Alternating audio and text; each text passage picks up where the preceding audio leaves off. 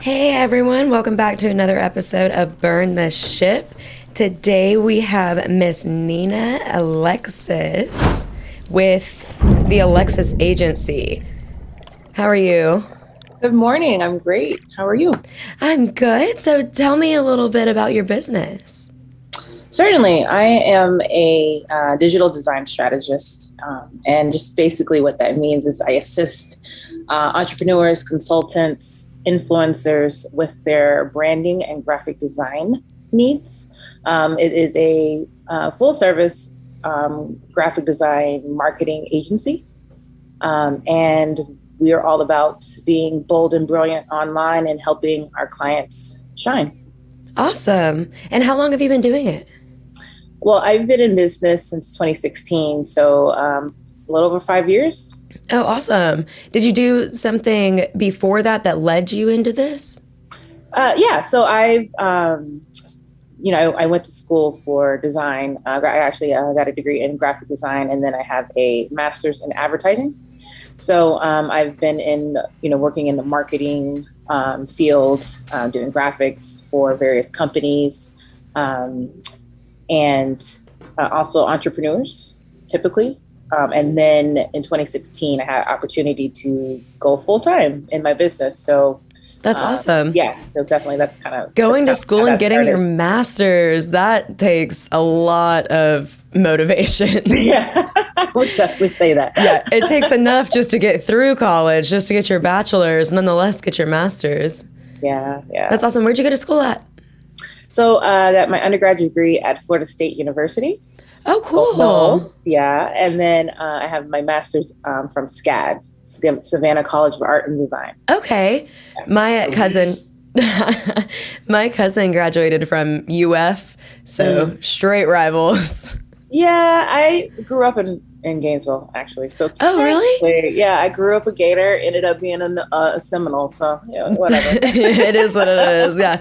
I like Gainesville, but there's nothing around the No, school. it's all university focused, really. Yeah, literally. I Yeah, drove down there for when the their university is not in, uh-huh. typically the city is a little dead. Yeah. I was surprised. I drove down there for their homecoming game. I guess it was 2 years ago now. Yeah. And I was like, Shelby, there's nothing here. Like there's nothing around. Like literally all you have is the school. But I guess Pretty that's much. cool because it's just like a little college town. It's a college town, yeah. Yeah. Did you like living in Savannah? I did, yeah. So currently I'm in Atlanta, but yes, when I was in Savannah was amazing. I just loved the downtown area, the historic buildings, River Street. Yes. Yeah, love it. All And those then, little places down there. yeah, yes. We had a ton of like little ghost tours and just, the squares, just, Forsyth Park with the fountain. I don't know if you've been, but there's this fountain. They turn it green during St. Patrick's Day. During that, well, it's a whole weekend.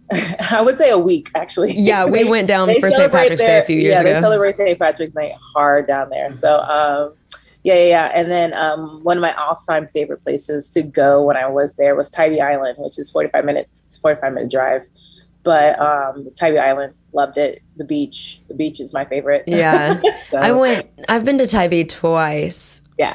I've been to Savannah like 3 times. But what's that little shop on River Street? It's like the frozen drinks. Oh yeah. I love that place. Wet Willie's. Yes. Yes. That's Good great. stuff. That's a classic. Every time I go, I'm like, okay, Yeah. where are we at? Where is it? Immediately grab it. Yeah, it's good stuff. Yeah, good stuff.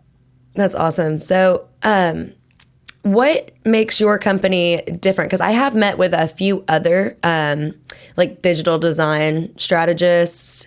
And what would you say to the people listening and watching that makes your company different?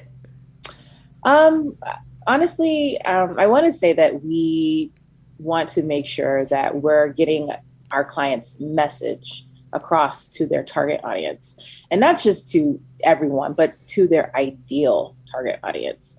One of the things that I've learned in this business is that yes, especially in my industry, everyone needs graphics, everyone needs branding, no matter what industry, no matter if you're a startup, if you've been in business 5, 10 years, right? But one of the things that we have to realize is that, not everyone is our client. We don't have to do, we're not supposed to do business with everyone, but we have a niche.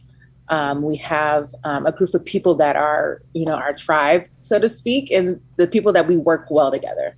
And so that is really the goal, is to attract those people, those clients, those customers that resonate really with our work, our company, with our brand. And then with that, we typically are able to, sell, our services, work well together, and just, be better, and just in business and in life in general. Yeah. Do you work with local businesses or more corporate businesses, or do you just kind of do it all? I kind of do it all. But, some of my favorite clients are the ones that are local. So I work with some local entrepreneurs and, like I said, consultants. So people who've kind of been in corporate, but then they kind of, branched off and started their own companies, and then their own brands. So Okay. those are typically my, my ideal audience. What would be like a good referral partner for you?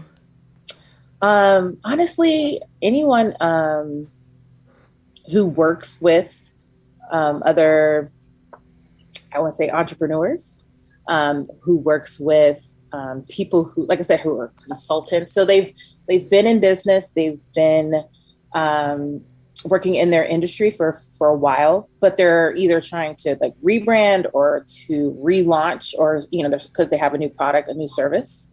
And so they're trying to really kind of grab, like I said, a different niche or a different target audience. Okay, awesome.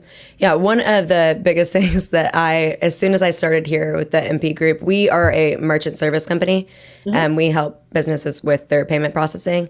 Yeah. And I was like, we really need to up our game on like social media and all that kind of stuff. Just marketing in general is so huge for like getting the word out there, especially for small businesses. Like if you're not active with your marketing, then it's game over. Well, you have to stay consistent for one, and then definitely try to stay relevant and provide value. Right. So definitely producing and presenting content for people so that they'll see that like you said, what you're doing. Show the experience that you have, and then assist them with whatever their needs are. Right. Yeah. What part of Atlanta are you in? Because we're in Ackworth.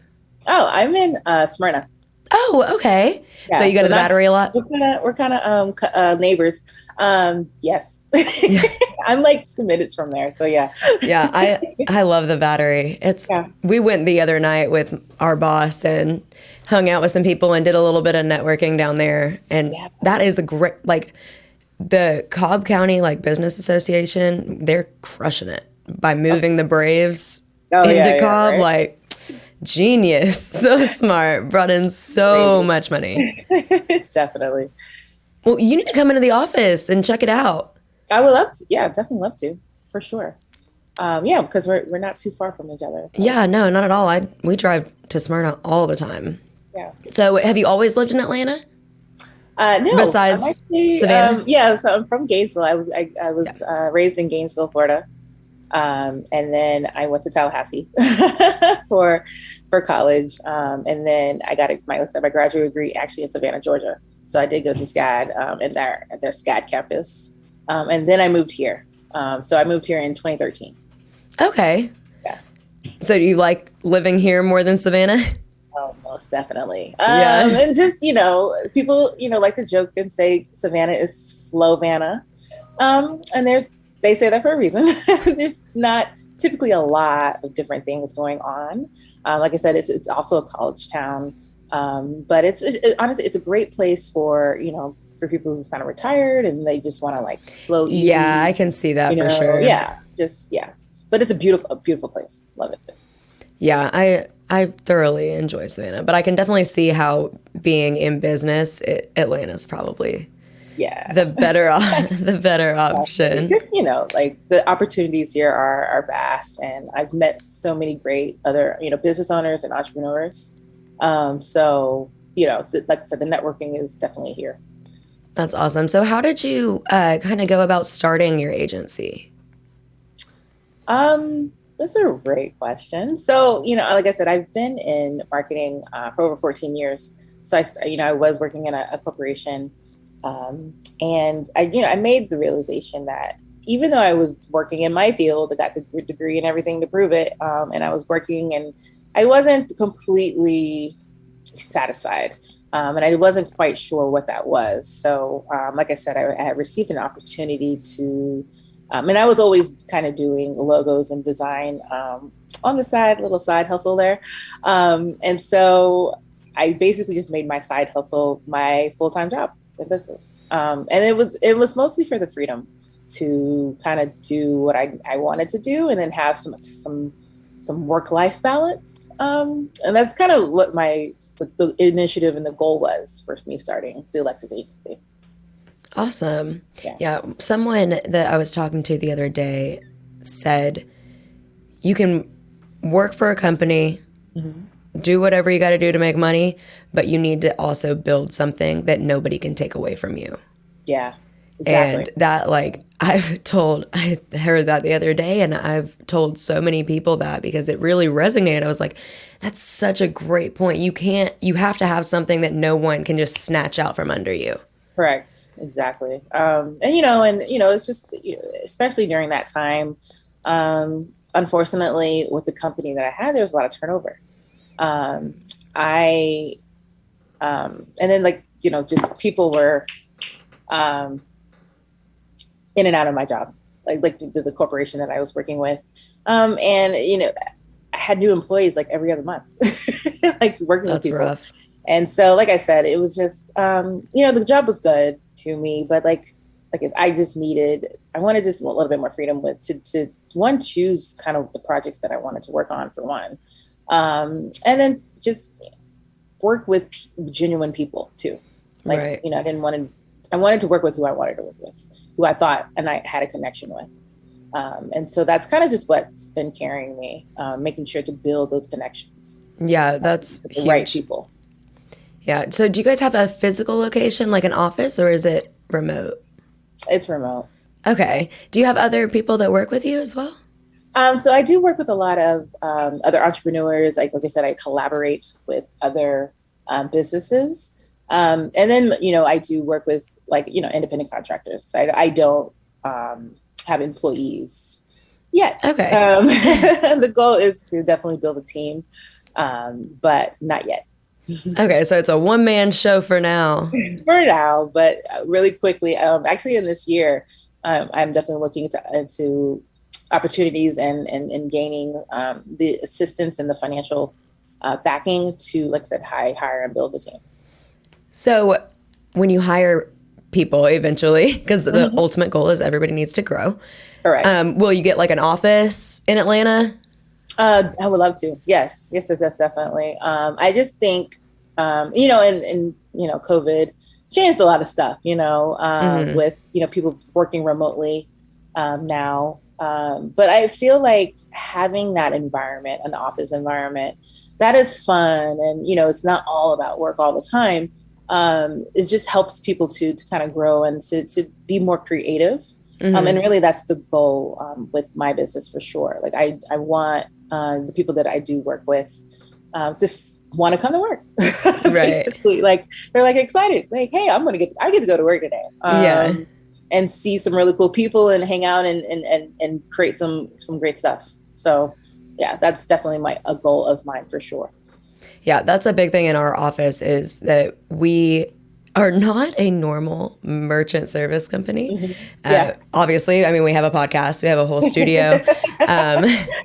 which is awesome. And we've got like, my boss makes it very comfortable for us. Like we got a beer fridge, like we've got darts, like we've got a nice back patio and we grill out and we socialize outside of work as well.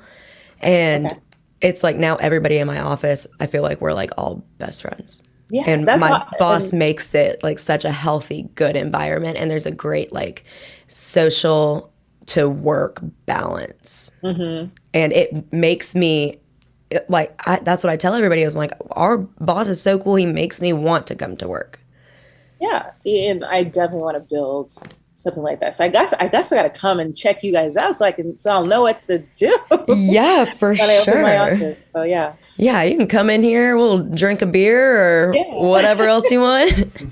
Hang out and socialize. And we only have 9 people in our whole office.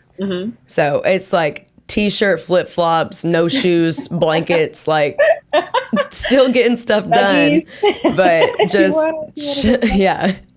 Like my boss sent me a picture last night. I was at a networking event and I have like a big like cardigan that's like a robe sitting on my chair at my desk. And he sent me a picture of it last night while I was at this networking event. And he had it on and he was like, I was like, oh my gosh, what an icon you are.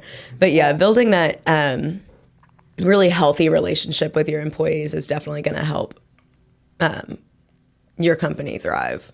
Yeah, for sure. And then like just having like a common goal and culture, building that culture is so important. One of the things that I definitely want to strive for, like I said, once I have this physical location, brick and mortar location, is to make sure that I'm building that culture of, just peace and, like I said, creativity and fun and camaraderie, because that's just something that we all need in our life. And especially, like I said, having the social distance last year, I realized that more than ever. I was like, I need people, and like I need to be around other people. So yeah, I think that's awesome that your boss was able to build that. Yeah, that's why we created our podcast originally. It's just because we weren't able to talk to anybody we were able to talk to people, but we weren't able to see people during COVID. Right. So my boss is like, how are we still going to be able to connect with entrepreneurs and businesses and still get the word out there about their companies and what they're doing? We ultimately just want to provide value to everyone, our community, Georgia specifically. We are nationwide, but we just wanted to add value and let people know, hey, we're still here. Like you still need us. We still got to communicate. We still got to make those connections. Correct. So that's when he developed this podcast, just to help get the word out there. Yeah, and I think you're doing a great job. Awesome. Thanks. Thank you for having me. Of course. So are you working just with Georgia or are you nationwide as well? Yeah, definitely nationwide. I actually have some clients in South Carolina. California. Oh, cool. I think I was saying South California, but yeah, Southern LA area. That's awesome. So I do work with people all over the nation. And then, one thing you could say about COVID, it made me come out of my shell a little bit and like I said, try to make those connections. So I started definitely going to a lot more of like virtual networking events. I met people, like I said, all over. And so, I have clients no matter, where you are, even in the world. Like I've met a couple of people like in South Africa, England. So like, yeah. Wherever you are, you can get to them. I haven't yet signed a client that's international, but I'm heading that way. I'm definitely trying to make those connections. So. That's awesome. Yeah, we're working on being international as well. We should be able to here shortly. We have a few people from South Africa in our networking event that we host as well. Okay, cool. And I'll actually send you over the link for that. It's a great little networking event. Our sales director, Roderick, hosts it. Yeah. And it's the same premise as our women's virtual networking event that we go to, which I love, by the way. Yeah, yesterday was my second time, Yeah. Yeah. and I absolutely loved it. Yeah. That's just a great event, Yeah, period. Like it really is. And that's definitely something that I'm going to keep going to because I've met a lot of people and made some really good connections from that just going twice. yeah. So I definitely want to just add that to something that I'm doing consistently for sure. Yeah. I know they meet twice a month. So, We do as well with our MP group. We meet every other Tuesday. Oh, okay. So our Nice. next one will be next Tuesday. Next Tuesday. Okay. Yes. Cool. So yeah, I'll send you over the information for that as well. Yeah, please. And Definitely. our sales director Roderick said that he's seen some of your work before. Okay. And he was like, Awesome. she's really good at what she does. We were talking about it this morning, and he was like, she's Oh, really good. I've seen her stuff before. And it was that Corey, the yeah. networking. Yeah, I Yeah. guess he saw it through him or something. And he was like, she's good. Yeah. Thank you. I appreciate that. So everybody that is watching or listening needs to reach out if they need if they need something. Yes, yes. Yeah, definitely go to my site and schedule a call with me. I am open. So Yeah, absolutely. So how can everybody find you? What's your social media, website, all that yeah. jazz? So I'm actually going to be relaunching my brand in the fall. But as for right now, everyone can visit ninaalexis.com. They'll be able to reach out to me to schedule any calls that they may have or ask any questions about branding or graphics. And then socially, you can go to the Alexis Agency for Instagram or Nina Alexis Artist on Instagram to reach out to me as well. One of the things that I'm going to be pushing, especially in the fall, is the need for more creativity and self-expression. So I'm created I wouldn't say it's a program, but a movement called Free Flow.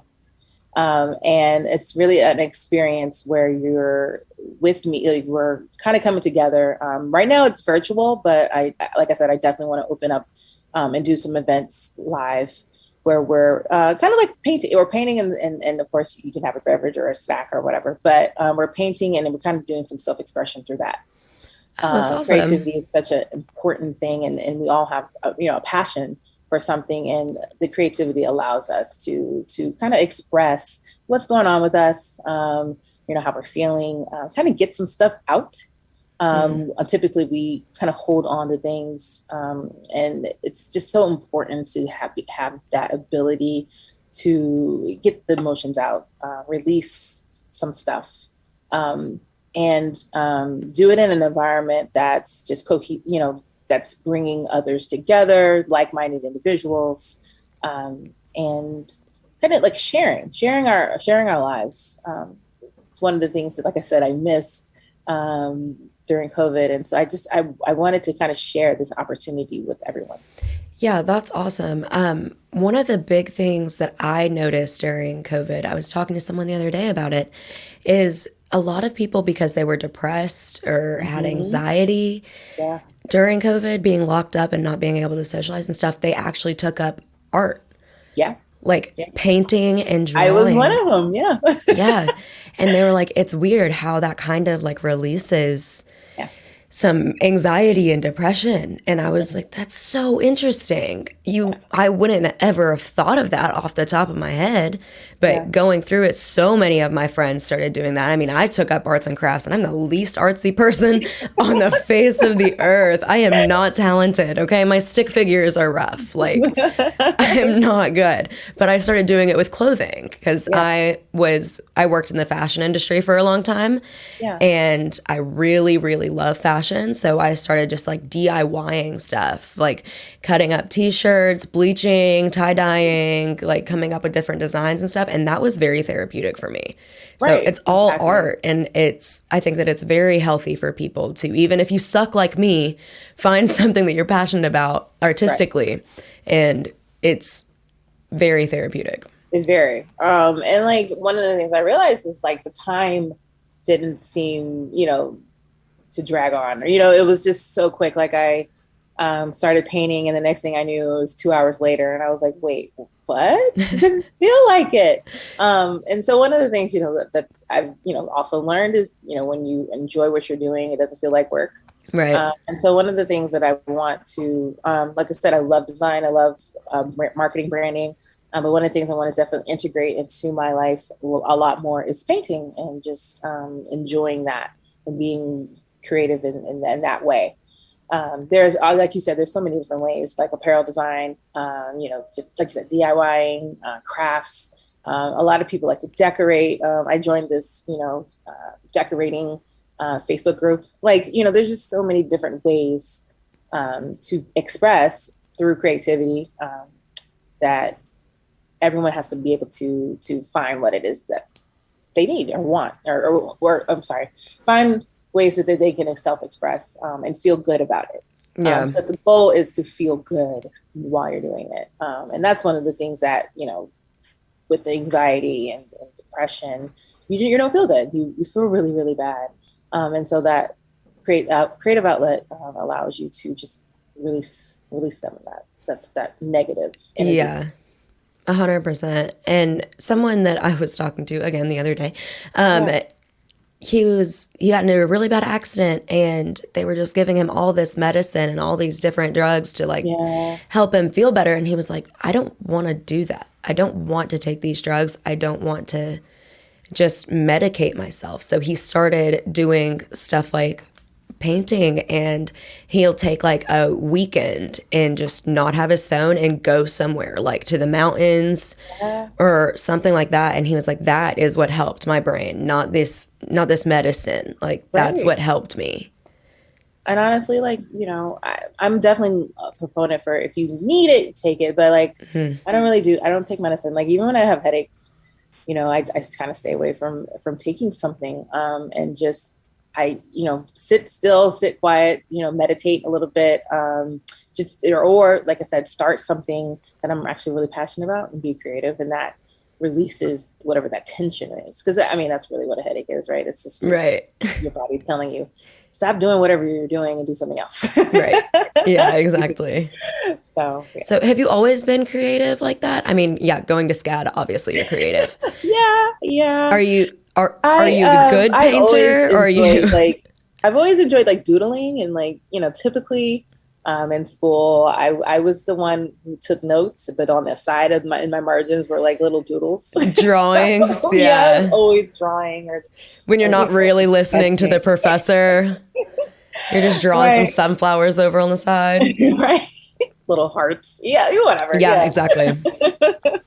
So and so like I was able to take some art classes as an elective in high school.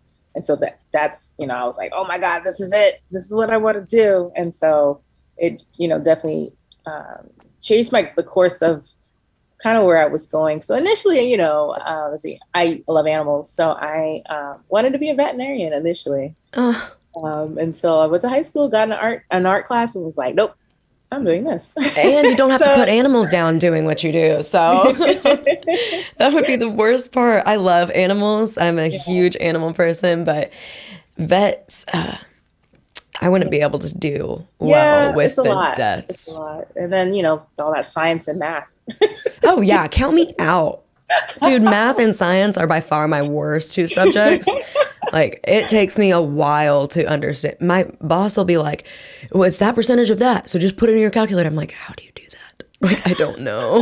Like, I'll just pass him my phone. I'm like, can you type it in? Like, I don't know how to do that. Yeah, but that's awesome that few art classes just changed your entire career path. It really did. And I feel like I should have, like, it was what I was supposed to have done for sure. So still love animals, but I'm not. But you can do both. Love animals and do what you love. I know how to take them to a vet. Right. I know who to trust with all that math and science that they need to do. Right. Yeah, exactly. I wish my art teacher would have been a little bit better. Maybe I would have gotten into that area. My lady was mean as hell. Oh no. She needed to paint more, apparently, or whatever. Right, yeah. She needed some personal therapy. She needed to use her talent for a better purpose, healthier mind. Right. So yeah, and that's what art is. It's therapy. So like I said, I'm shifting a little bit to include some like art therapy in some of my services. Yeah, that's awesome. So what was the name of it? It's it's going to be called the Free Flow The Free Experience. Flow. So y'all check it out when it gets up and going. Yeah, definitely. It's actually right now I have something that's called Free Flow creatives.com. So nothing's up right yet, but like I said, in the fall, I'll be launching everything. So That's awesome. I'm gonna have to come check it out. We're gonna yeah, have a glass of wine and paint. yes, Love that. and just like too, like painting, it would be definitely one of the top things that we do. But I want it to be more, like you said, a creative experience. So if we're going to be cutting up shirts, I'll let you know. But it's just a little bit more than just painting. It's just being creative. Yeah, just releasing all your emotions, stress into whatever form of art you choose. Exactly. Yeah, that's awesome. Well, I'm looking forward to that. That's awesome. Congrats on opening that up. I hope it's successful. I'm sure it will be. Yeah. Well, thank you so much for taking the time just to come out and talk to us. Yeah. Thank you for having me. This was a wonderful conversation. Yeah, agreed. Yeah, you're going to have to come into the office. We got to set it up. Yeah. Just, let me know.